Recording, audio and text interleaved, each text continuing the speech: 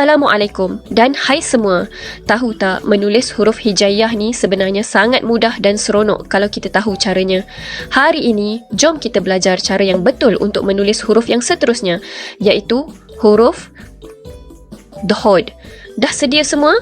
Jom kita mula. Caranya, mula-mula kita buat bentuk bujur, menaik ke kanan dan pusing balik untuk buat kepala dia.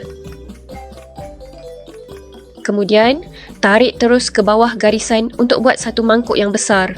Akhir sekali, jangan lupa letakkan satu titik tepat di atas kepalanya. Nampak tak?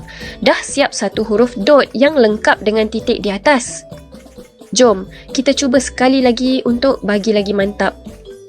Ingat ya kawan-kawan, kita buat kepala bujur dulu di atas garisan, sambung dengan mangkuk besar ke bawah dan letak satu titik di atas kepala.